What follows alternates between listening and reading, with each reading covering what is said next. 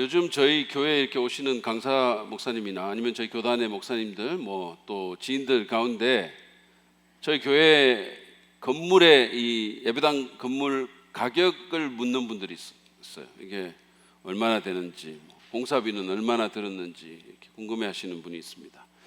그러면 저는 좀 그만한 표정으로 글쎄요, 세계 건축상을 2개나 받았는데 꽤 되겠죠? 이래요. 그러면서 공사비는 이게 대회비라 말하긴 좀 그런데 점점점 이러잖아요. 그러면 엄청 궁금해하십니다. 그런 표정들을 저는 즐기면서 보죠. 여러분, 우리 예배당 건물, 이 교회 건물에도 가격이 있습니다. 우리가 인식하든지 하지 않든지 간에 이 세상의 모든 것에는 가격이 있습니다. 그리고 어떤 것은 생각보다 상당히 비쌉니다. 이를테면 우리가 길에서 수시로 만나는 그 무인 교통 단속 장비 같은 거 있잖아요. 여러분들이 이렇게 타고 가다 보면 무슨 가속차나 또는 전용 차로 위반을 단속하는 장비 같은 게 있죠. 그게 얼마인지 아십니까? 제가 이렇게 검색을 해보니까 그게 평균 1억 정도 되는 거예요. 그 가속차로 이게 검사하는 게 어떤 거는 1억 6,500 정도 되는 것도 있어요. 엄청나게 비쌉니다. 생각보다. 그러니까 우리가 만약에 고속도로 같은 걸 타고 가면서 그런 것들을 한 10개쯤 본다고 하면 우리가 10억이 넘는 장비들을 이미 보고 온 거예요. 사람에게는 가격이 없을까요? 사람에게도 있죠.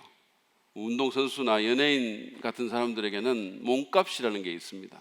사실은 인간의 몸을 화학적으로 이렇게 분해해가지고 이 생물학적인 그런 가격을 매기면 얼마 안 되죠. 과학자들에 의하면 성인의 몸에는 기껏해야 비누 7개, 8개를 만들 수 있는 지방, 물론 사람에 따라서는 한 10개에서 15개를 만들 수 있는 사람도, 그런 몸도 있겠죠. 그런가 하면 못 1개 분량의 어떤 철, 소량의 인, 마그네슘, 탄소, 그리고 1.8리터짜리 물 20개 분량의 수분 같은 게 있다고 합니다. 그래서 가격으로 치면 대충 한 20-30만 원 정도밖에 안 돼요. 그렇지만 유명한 운동선수라든지 이런 유명인들의 이 몸값, 우리가 소위 말하는 그 몸값은 이 생물학적인 몸값하고는 비교할 수 없이 비쌉니다. 여러분, 손흥민의 몸값이 얼마인 줄 아십니까? 이적 전문 사이트인 트랜스퍼마크트라는 데서 지난 2월 9일 날 손흥민의 몸값을 약 1212억 원으로 계산을 했습니다. 이적할 때 손흥민의 소속팀에 줘야 되는 돈인 거죠. 손흥민의 몸값으로 1212억 원이에요. 전혀 놀라지 않으시는군요. 그가 개인적으로 받는 연봉은 얼마인지 아세요? 이게 106억 원쯤 되는데 광고 수입이 연 100억이 넘으니까, 그러니까 무려 1년에 200억 원 이상을 버는 거예요. 하루에 제가 계산을 해보니까 5,500만 원 정도를 하루에 버는 거예요. 놀라지 않으시니까 어쨌든 그러나 굉장히 놀라운 거죠, 사실. 그렇다면 천국의 가격은 얼마나 될까요? 여러분은 얼마나 된다고 생각하십니까? 제가 오늘 마태의 천국 이야기 마쳤는 3번째 시간에 이 천국의 가치에 대해서 한번 생각해 보기를 원합니다. 오늘 본문은 조금 전에 읽었던 마태복음 13장 44절부터 46절까지 말씀인데, 이게 극히 귀한 진주의 비유로 알려져 있는 그런 예수님 말씀입니다. 제가 수년 전에 책을 하나 냈는데, 하나님 나라의 진주를 구하다라는 책을 냈잖아요. 그 제목이 바로 이 본문의 비유에서 따온 겁니다. 그래서 이 본문의 사실은 비유가 상당히 유명한 비유인데, 이 본문의 내용을 간단히 좀 살펴보고 천국의 가치와 연관된 그런 교훈을 좀 나누도록 하겠습니다. 본문은 2개의 짧은 비유로 구성이 되어 있습니다. 44절이 하나고 45절에서 46절이 또 다른 하나입니다. 44절에 보면 예수님께서 이렇게 말씀을 시작하시죠. 하늘나라는 밭에 숨겨놓은 보물과 같다. 우리에게 보다 더 친숙한 개역개정은 천국은 마치 밭에 감추인 보화 같으니, 이렇게 번역을 하죠. 예수님께서는 하늘나라, 천국, 다시 말해 하나님 나라를 밭에 숨겨놓은 보물에 비유하셨습니다. 당시에는 제대로 된 은행 같은 게 없었고 무슨 귀중품 보관 금고 같은 게 없었기 때문에 사람들은 기중품을 보관하기 위해서 땅을 파고 그것을 숨겼습니다. 고고학자들은 종종 금화라든지 귀한 보석들, 진주가 담긴 항아리 같은 거를 그게 밭에 묻혀 있는 것을 발굴하곤 합니다. 이 비유가 바로 그러한 경우예요. 누군가가 보물을 밭에다가 숨겼습니다. 근데 그 보물의 주인이 여행이나 전쟁에서 죽었거나 아니면 포로로 잡혀갔거나 해서 보물이 숨겨진 채로 남은 겁니다. 근데 어떤 사람이 우연히 그 보물을 발견했어요. 로또를 맞은 거죠. 그는 아마도 그 밭에서 일을 하는 그런 일꾼이었을 가능성이 많습니다. 땅을 파고 고르게 하고 갈아엎는 그런 과정 가운데서 뭔가 번쩍이는 걸 본 거예요. 놀랍게도 그것은 한 번도 태어나서 본 적이 없는 값비싼 보물이었습니다. 이를테면 주먹만한 어떤 다이아몬드 같은 거였어요. 여러분 같으면 어떻게 하셨을까요? 저는 압니다. 저는 여러분이 어떻게 한 줄 알아요. 여러분은 놀라운 평정심으로 지금같이 표정 하나 변하지 않고 이렇게 말할 겁니다. 다이아몬드군. 내가 놀랄 줄 알았지.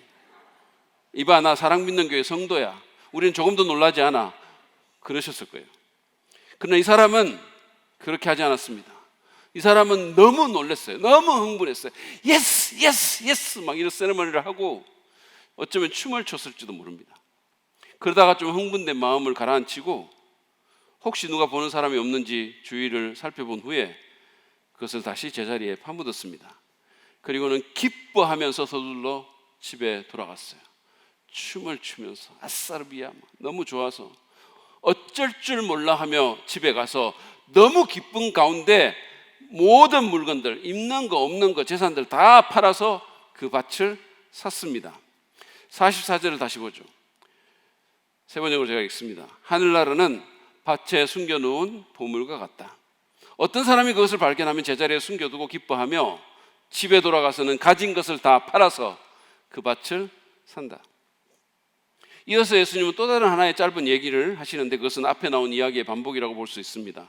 왜냐하면 그것은 또 하늘나라는으로 시작하기 때문이에요. 여기 나오는 또라는 표현은 이 비유가 앞에 나오는 비유의 메시지를 반복적으로 보여주고 있음을 말해줍니다. 이 두 번째 얘기의 중심 인물은 최고급 진주를 구하는 그런 보석 상인입니다. 45절을 보시죠. 또 하늘나라는 좋은 진주를 구하는 상인과 같다. 여기에 쓰인 상인이라는 단어는 원어로는 사업을 하기 위해서 막 여행하는 그런 도매 상인을 뜻합니다. 당시에 이 사람들은 많은 양의 상품을 매매하면서 세상을 막 돌아다녔던 사람들이에요. 혹자는 로마가 세계를 정복하는데 이 사람들이 군대보다 더 큰 역할을 했다고 주장하기도 합니다. 우연히 보석을 발견한 앞에 그 일꾼 농부와는 달리 이 상인은 의도적으로 진주를 찾아다녔습니다. 이 얘기는 사실은 천국에 들어가는, 다시 말해서 예수님을 믿게 되는 사람의 다양성을 묘사합니다. 어떤 사람은 그야말로 말 그대로 우연히 예수님을 발견하고 믿습니다. 제 아내가 그 대표적인 케이스입니다. 제 아내는 태어나 보니까 신앙심 깊은 장로님 가정이었었어요. 그래서 자연스럽게 기독교 교육을 받았고 기독교적인 세계관을 가졌습니다. 그리고 천성적으로 이 성격이 꼬이거나 무슨 부정적이지 않기 때문에 별다른 의심 없이 하나님 믿고 교회에서 하라는 대로 그냥 하면서 자랐어요. 모범생으로. 그리고 대학생 때부터는 주일학교, 성가대, 봉사도 열심히 했습니다. 근데 안타깝게도 그 교회가 당시에 한국의 많은 전통적인 교회들처럼 십자가의 복음을 분명히 전하거나 강조하지는 않았던 것 같아요.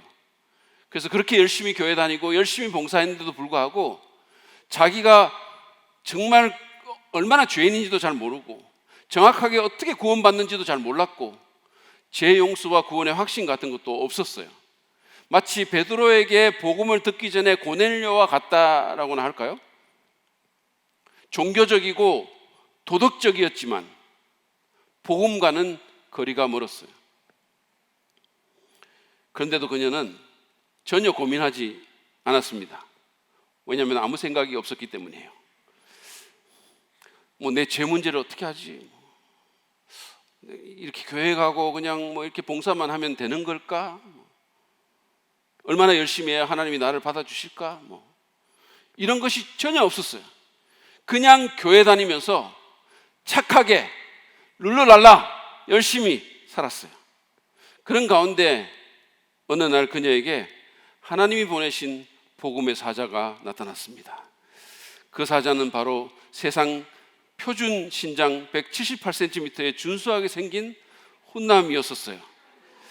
그녀는 그 사자에게 매혹되어서 마음 문을 열지 않을 수가 없었습니다. 그 사자가 바로 저입니다. 저는 그녀를 이 전도형 성경 공부에 데리고 다니면서 복음을 전했어요. 그랬더니 또 아무 의심 없이 바로 그것을 믿었어요. 왜냐하면 원래 하나님 믿고 있었고 예수님에 대해서도 나쁜 생각 없었고 또 이론적으로는 알고 있었으니까, 어떤 면에서 보면 단지 어떻게 구원받는지를 정확하게 몰랐고 뭐가 기독교 복음인지를 몰랐고 자기가 진짜 죄인인지도 잘 몰랐던 거죠. 그래서 그냥 바로 받았어요. 별다른 의심 없이 믿은 거죠. 그러니까 구원과 연관해서 그녀는 능동적으로 한 게 없습니다. 그녀 입장에서 보면 처음부터 끝까지 어떻게 보면 우연이었었어요. 우연히 보석을 발견한 것입니다. 그것도 복음이라는 보석과 이재기라는 보석을 동시에 발견했어요. 왜 아멘 안 하십니까? 그런가 하면 이런 경우와는 반대로 어떤 사람은 이 뒤에 나오는 비유의 진주 장사처럼 정말 진리를 찾아서 헤매는 사람들이 있습니다. 열심히 고민하고 불경 읽고 코란 읽고 성경 읽고 비교하고 공부하고 막 이런 사람들이 있어요. 존재에 대한 깊은 고민으로 잠을 이루지 못하고 이 죄 문제를 어떻게 해야 되는지 실존적인 문제로 고민하는 사람들이 있습니다. 이 사람 저 사람 만나고 이것저것 찾아다닙니다. 심지어 예루살렘까지 가서 진리를 탐구하는 사람도 있어요. 비유의 이 상인 같은, 그래서 이 상인은 그렇게 좋은 진주를 구하러 사방을 다닌 거죠. 그러다가 그는 최상품의 진주를 발견했습니다. 당시에 진주는 가장 사치스러운 보석으로 여겨졌어요. 그래서 여러분 계시록 읽어보면 그 예루살렘 성이 그렇게 진주 얘기가 많은 거예요. 이 페르시아만이나 인도 등에서 최상품의 진주가 생산되었다고 하고 그 중에 어떤 것은 수십억을 넘기기도 했어요. 이 상인이 세상을 돌아다니다가 최상품 진주를 발견했을 때 어떻게 했을까요?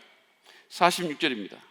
그가 값진 진주 하나를 발견하면 가서 가진 것을 다 팔아서 그것을 산다. 이 상인의 반응은 앞에 나온 농부의 그것과 다르지 않습니다. 한 사람은 우연히 발견했고 한 사람은 부지런히 찾다가 발견했지만 두 사람은 모두 가진 것을 다 팔아서 그것을 샀습니다. 왜냐하면 그만큼 가치가 있었기 때문이에요. 모든 것을 팔아도 아깝지 않을 정도의 가치가 거기에 있었기 때문입니다. 이게 우리의 얘기입니다. 이 이야기는 천국의 가치에 대해서 우리에게 무엇을 가르쳐 줄까요? 먼저는 천국은 이 세상의 그 어떤 것보다 가치가 있다라는 것입니다. 하나님의 나라, 이 천국은 세상의 어떤 것보다 가치가 있습니다. 예수님은 본문의 비유에서 천국을 보물과 값진 진주에 비교했어요. 그것을 발견한 사람이 자신의 전 재산을 다 틀어서 그래서 그것을 자기 것으로 만들 만큼 가치 있는 것이라는 얘기입니다. 제가 더 진행시키기 전에 여기서 말하는 천국은 단순히 우리가 죽어서 가는 그런 미래의 나라만을 가리키는 것이 아님을 여러분 좀 인식하시기를 바랍니다. 제가 이번 시리즈에서만 여러 번 얘기한 것처럼 천국은 현재성과 미래성이 동시에 있습니다. 따라서 천국은 우리가 예수님을 주님으로 믿고 하나님의 은혜로운 다스림을 받을 때 지금 여기서부터 시작되는 거예요. 물론 우리가 나중에 가야 되는 그 미래의 나라이기도 하지만 지금 여기서부터 천국이 시작됩니다. 여러분 찬송가도 있잖아요. 내 영혼이 은총 입어. 그 찬송 아시죠? 내 영혼이 은총 입어 중한 죄짐 벗고 보니 슬픔 많은 이 세상도 천국으로 하도다. 왜 제 얼굴을 안 쳐다보시는 분이 있으세요? 이 찬송이 바로 천국의 현재성, 하나님 나라의 현재성을 얘기하죠. 할렐루야 찬양하세 내 모든 죄 사함받고 주 예수와 동행하니 그 어디나 하늘나라. 꼭 죽어봐야 천국 가는 게 아니고 지금 여기서 하늘나라가 시작된다는 거예요.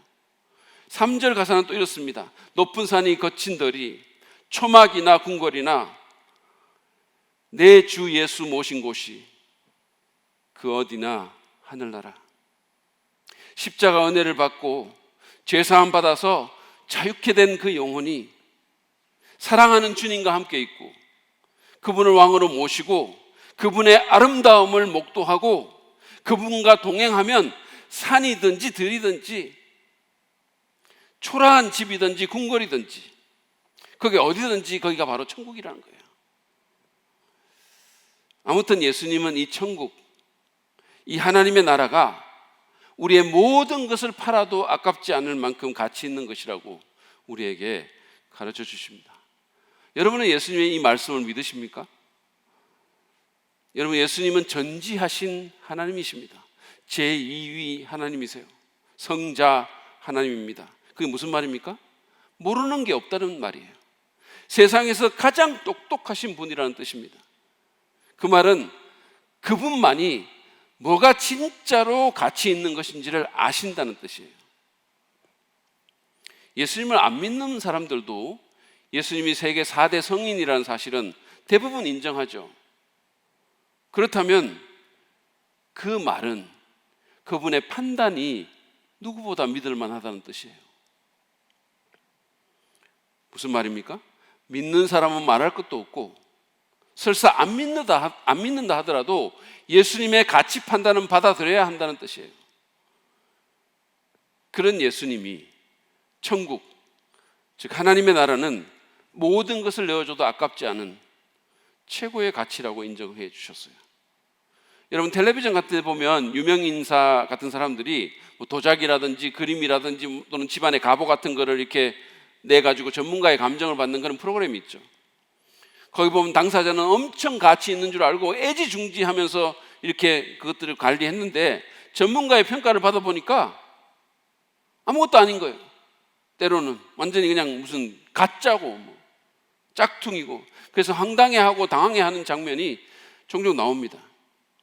우리는 우리 자신이 가치를 안다고 생각해요. 우리 뭐가 진짜 귀한 건지를 우리가 안다고 생각하는 거죠. 뭐가 소중한지를 우리가 제일 잘 안다고 생각해요. 그러나 그렇지 않습니다. 예수님이 뭐가 가치 있는지를 나보다 더 잘 아십니다. 그분이 진짜로 아시는 분이세요. 그분은 모든 가치를 감정하시는 전문가입니다. 그분이 천국을 세상 어떤 것보다 더 가치가 있다고 하셨어요. 그러면 우리는 그 말씀을 믿어야 돼요. 그리고 그 말씀이 사실인 것처럼 살아야 되는 거예요. 그래야 우리가 인생을 헛일하지 않고 살아갈 수가 있는 거죠. 여러분은 그 말씀을 믿으십니까? 만약에 예수님의 말씀처럼 천국이 그 어떤 것보다 가치가 있다면 예수님 믿고 천국 백성이 된 그리스도인들은 세상 어떤 사람보다 복받은 사람이에요. 왜냐하면 최고 가치 있는 것을 소유하고 있기 때문이에요. 여러분, 우리에게 돈이 많지 않을 수 있어요. 별로 유명하지 않고 인기가 없을 수 있습니다. 그렇게 뭐 대단한 걸 성취하지 못했을 수도 있어요. 안정된 직업이 없을 수도 있어요. 인생이 힘들고 고달플 수도 있어요. 예수님 믿고 열심히 살았는데도 계속해서 일이 꼬일 수도 있어요.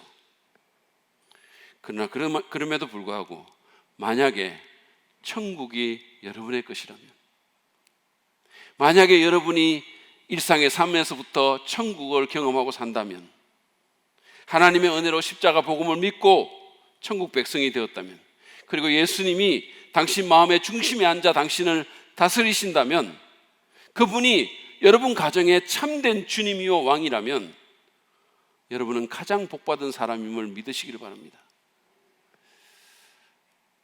가치가 전도된 이 세상에 거짓 선전과 선동과 가짜뉴스에 속지 마십시오. 휘둘리지 마십시오. 그들은 참 가치와 복을 모릅니다. 예수님이 아시는 거죠. 따라서 천국 백성 된 사람들은 그 복을 귀하게 여기고 그 복을 빼앗기지 마십시오. 비록 상황과 환경이 어렵다 하더라도 가장 값진 최상의 진주, 천국을 소유한 사실로 인해서 하나님께 감사하고 기뻐하는 삶을 사시기를 바랍니다. 여러분이 만약에 정말 천국을 소유한 분이라면, 여러분이 천국 백성이시라면 여러분은 기뻐하셔도 돼요. 여러분은 기뻐할 이유가 있는 겁니다. 여러분은 감사할 이유가 있는 겁니다. 기쁨과 감사를 빼앗기지 말고 오히려 삶 가운데서 기쁨과 감사를 선택하시기를 바랍니다. 그러면 주관적으로도 여러분이 천국을 누릴 수 있어요. 두 번째로 오늘 이 본문은 우리에게 천국의 가치는 숨겨져 있다는 사실을 가르쳐 줍니다. 오늘 본문에서 예수님은 천국을 밭에 숨겨놓은 보물에 비유했습니다. 그것은 숨겨져 있어요. 드러나 있지 않습니다. 두 번째 비유의 극히 값진 진주는 비록 땅에 묻혀 있진 않았지만 이 방면의 전문가인 상인이 이 극상품의 진주를 찾기 위해서 세상을 돌아다니면서 구했다가 발견했다는 말로 봐서 그 또한 그 가치가 모두에게 알려졌지 않고 대부분의 일반인에게는 은닉된 채 있는 것임을 우리가 짐작할 수가 있습니다. 그렇습니다. 천국의 가치는 오늘날 숨겨져 있습니다. 사람들은 그게 얼마나 가치 있는 줄을 잘 모릅니다.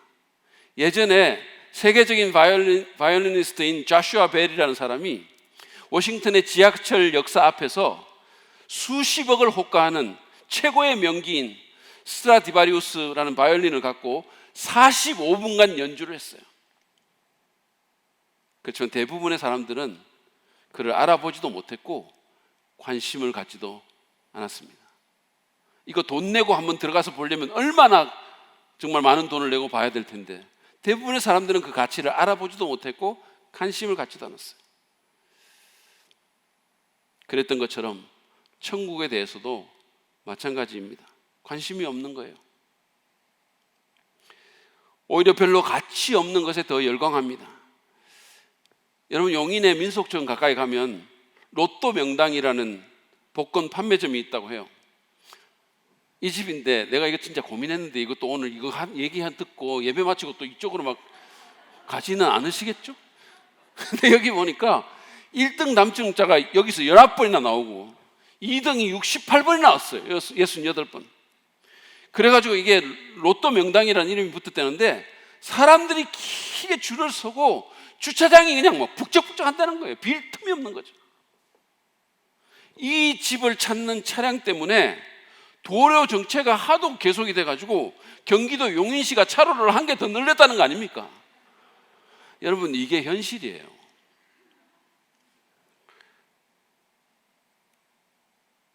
정말 별로 가치 없는 것에 시간과 에너지를 기꺼이 쓰고 진짜 가치 있는 거는 그게 뭔지도 모르고 관심도 없는 거예요. 그런 인생이 올바른 인생이 될 수 있겠습니까? 그런 인생이 성공적인 삶이 될까요? 여러분 어떠십니까? 여러분은 천국의 가치를 아십니까? 예수님과 그분의 복음과 그분의 사랑과 그 나라가 여러분에게 정말로 소중하십니까? 아니면 그냥 그저 그런가요? 교회 와서 들어보면 이론적으로는 그런 것 같은데 실제로는 아닙니까? 여러분의 가치를 알려면 여러분의 삶 가운데서 돈과 시간과 또 에너지를 어디에 제일 기쁘게 쓰는가를 보시면 돼요.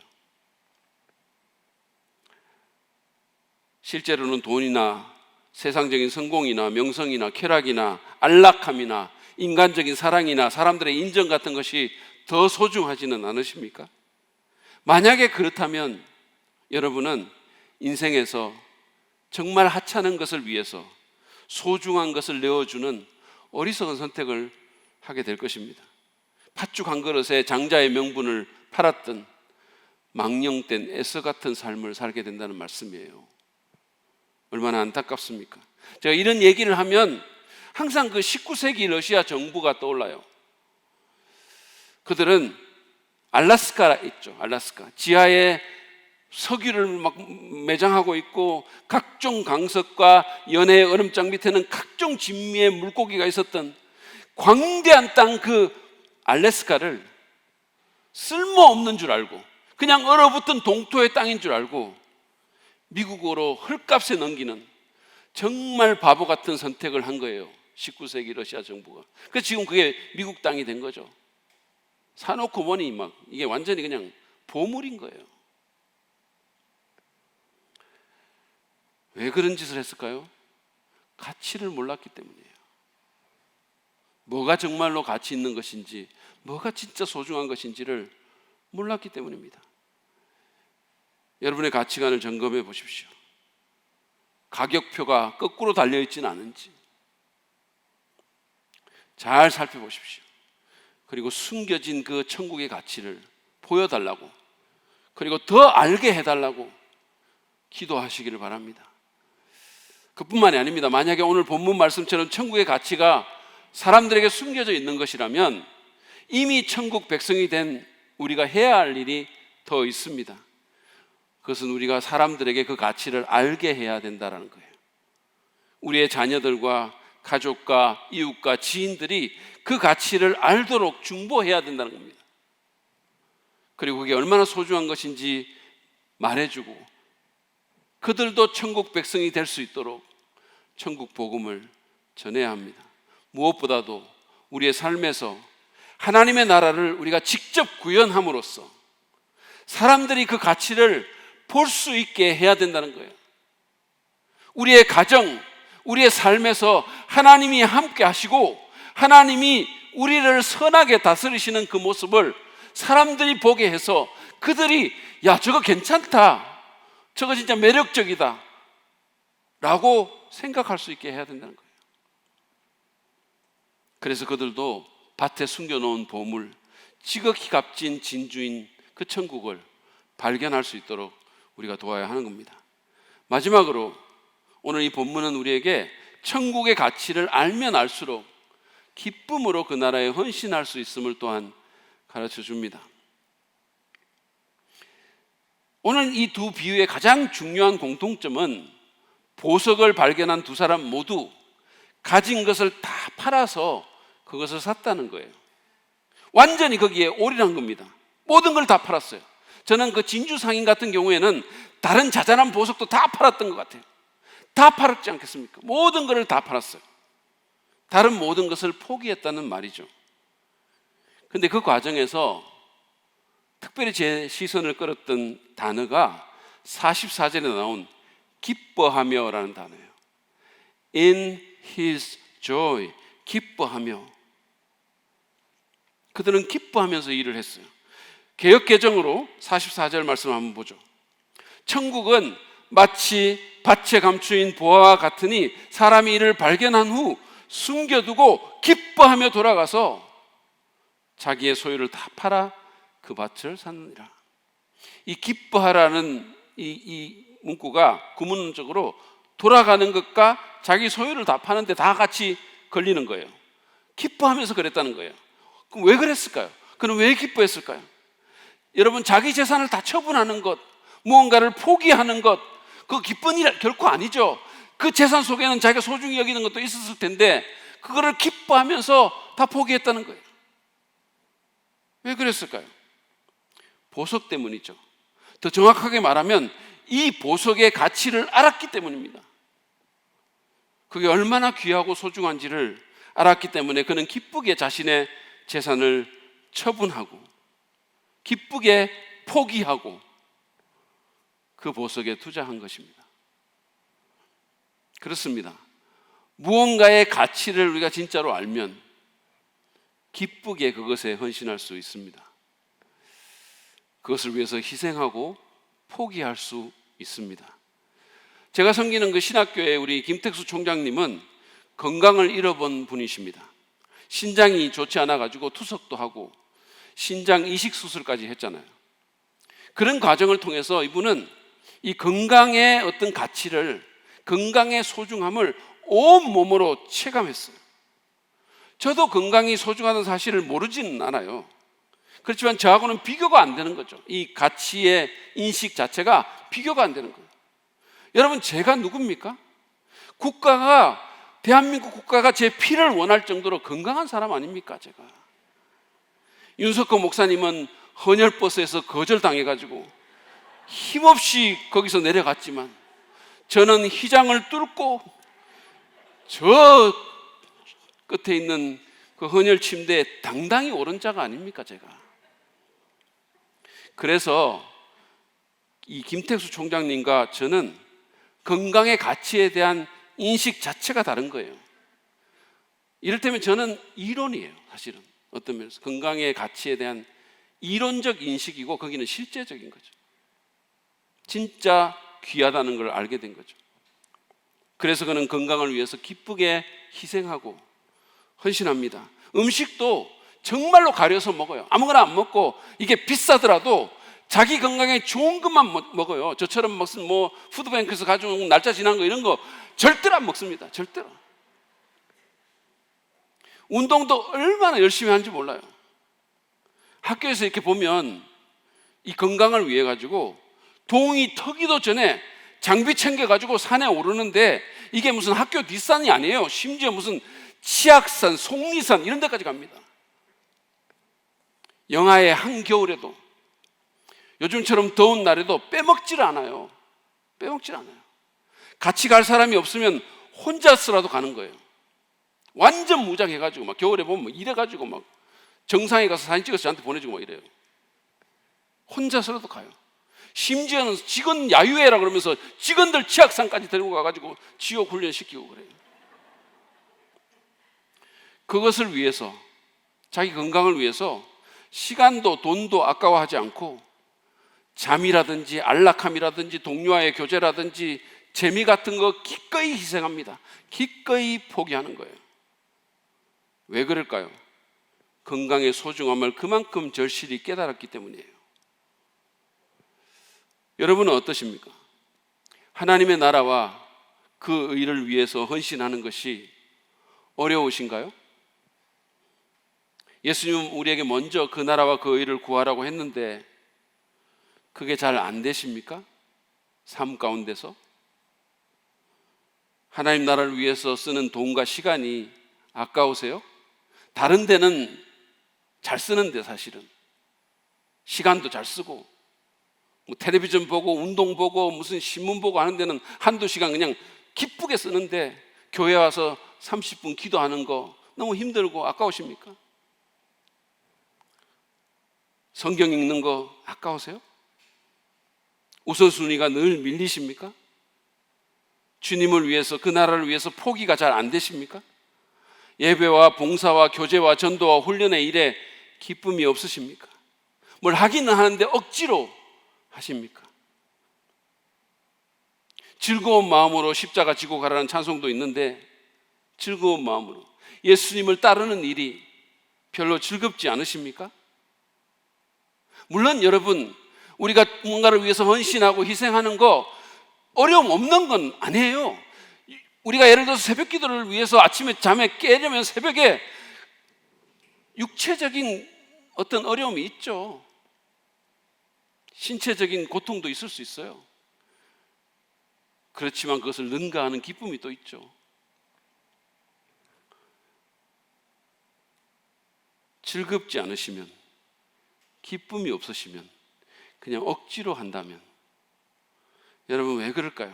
그 해결책은 천국의 가치를, 하나님 나라의 그 소중함을 더 깨닫고 알게 되는데 있다고 저는 생각합니다.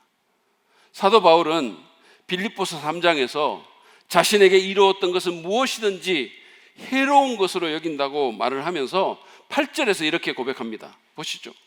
내 주 예수 그리스도를 아는 지식이 가장 고귀함으로 나는 그 밖에 모든 것을 해로 여깁니다. 나는 그리스도 때문에 모든 것을 잃었고 그 모든 것을 오물로 여깁니다. 그리스도 때문에 모든 것을 잃어서 억울해 죽겠습니다, 안 그랬어요? 그런 말 안 했어요. 너무 안타깝습니다, 말 안 했어요. 그는 예수님을 아는 지식이 무엇보다 고귀해서 다른 모든 것을 기꺼이 포기했다라고 고백합니다. 예수님을 아는 것의 소중함에 비교를 하니까 다른 것은 오물처럼, 쓰레기처럼 여겨진다는 거예요. 비교 불가라는 겁니다. 사람들의 인정이라든지 세상적인 성공이라든지 성취라든지 종교적인 열심이라든지 이런 모든 것들, 자신의 배경이라든지 자신의 어깨에 달렸던 모든 훈장들이라든지 이 모든 것들이 쓰레기처럼 여겨진다는 거죠. 박사학위라든지.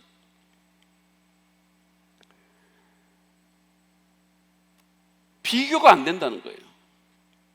그래서 즐겁게 포기할 수 있었던 것입니다. 즐겁게. 천국의 가치를 깨달으시길 바랍니다. 성령께서 저와 여러분의 마음의 눈을 밝혀서 소중한 것을 소중한 것으로 볼 수 있는 해안을 주시기를 간절히 바랍니다. 여러분, 성경적인 가치관을 위해서 기도하십시오. 어떤 목사님이 이런 얘기를 했어요. 사람이 가치관이 안 바뀌면 하나님 나라에 유용하게 쓰일 수가 없다 그랬어요. 교회에 열심히 올지 모르고 열심히 섬길지 모르지만 가치관이 안 바뀌면 여전히 그냥 세상 사람들이 좋아하는 거 좋아하고 세상 사람들이 소중히 여기는 거 소중히 여기고,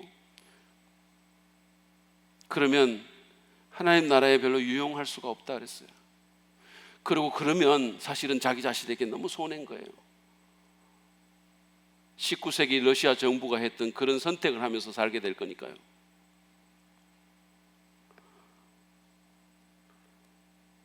여러분, 하나님께서 내 가치관을 변화시켜 달라고, 정말 소중한 것이 무엇인지를 소중한 것을 소중한 것으로 여기고 살 수 있게 해달라고 기도하시기 바랍니다. 그리고 가치혁명이라든지 하나님 나라의 진주를 구하다 같은 그런 책을 읽고 공부하세요. 읽으십시오. 공부하십시오. 그리고 성경과 성령의 순종함으로 마음은 생각입니다. 생각이 새롭게 돼야 돼요. 여전히 그냥 옛날 생각들, 세상적인 생각들 그렇게 살지 말고, 우리가 그리스도인이 된다는 것은, 우리가 변화된다는 것은 생각부터 새롭게 된다는 거예요. 그리고 우리 교회 소그룹 같은, 셀 목장과 같은 믿음의 공동체에 참여하십시오. 거기에는 천국과 영원한 것의 가치를 아는 사람이 있을 겁니다. 그리고 여러분은 도전을 받게 될 거예요. 그런 사람들을 보면서.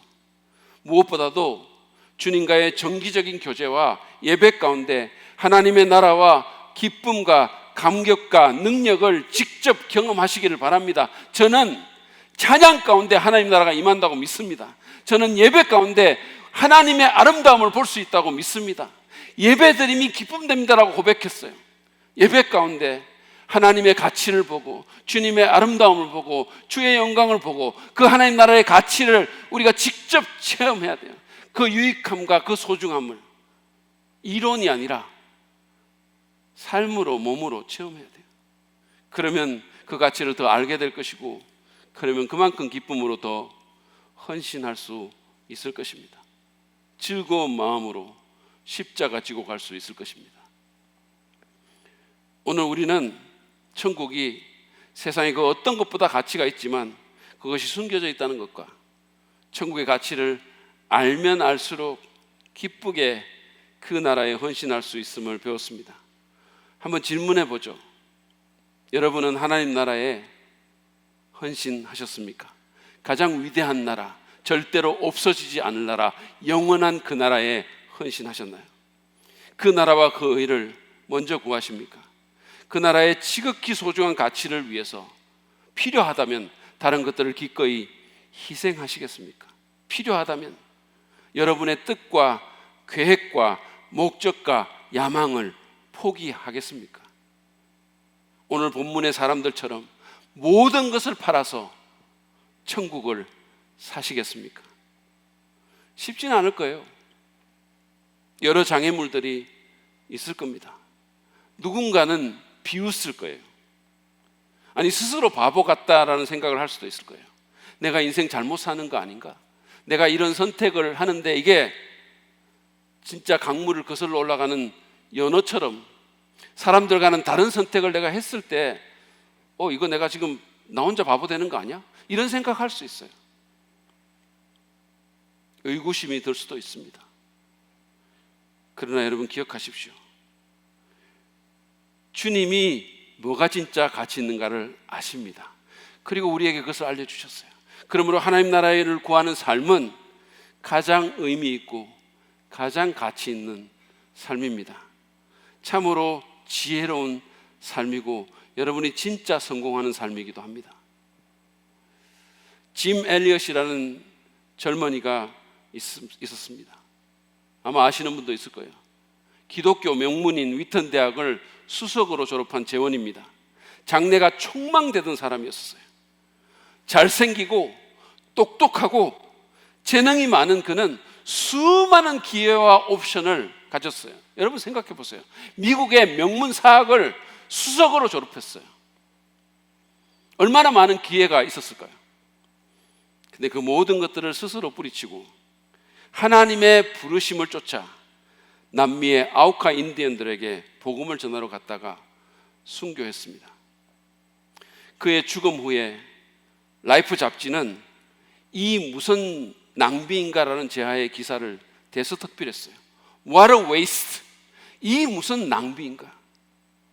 낭비였을까요? 아닙니다. 그의 그 죽음으로 그곳에 복음이 들어갔어요. 누구나 한 번은 죽는데 그 사람은 조금 일찍 죽었어요. 근데 그 죽음으로 인해서 그곳에 복음이 들어갔어요. 그를 죽인 인디언은 목사가 됐습니다. 사람의 고기를 먹는 그 식인의 땅이 예수님으로 인해서 생명의 땅이 됐어요. 그리고 그의 삶과 죽음의 영감을 받은 전 세계의 수많은 청년들이 선교사로 하나님 나라의 일꾼으로 헌신했어요. 그리고 그는 죽었지만 계속해서 살아서 지금도 수많은 사람들에게 영감을 주고 있어요. 그 삶이. 그의 말입니다. 영원한 것을 얻기 위해서 영원하지 않은 것을 버리는 사람은 바보가 아니다. 바보가 아니다 그랬어요. He is no fool. 바보가 아니라 했어요. Who gives what he cannot keep to gain what he cannot lose. 잃어버려서는 안 되는 것을 얻기 위해서 간직할 수 없는 것을 내주는 자는 바보가 아니다 그랬어요. 그렇습니다. 천국을 추구하는 사람 바보가 아닙니다. 왜냐하면 그는 가장 귀한 보석, 영원히 없어지지 않을 최상품의 보석을 손에 넣었기 때문입니다. 그리고 그것을 영원토록 누리기 때문이에요. 그런 삶이 여러분에게 있기를 바랍니다. 여러분 모두가 하나님 나라의 가치를 발견함으로 참으로 지혜롭고 참으로 아름다운 복된 삶을 사시기를 주의 이름으로 축복합니다.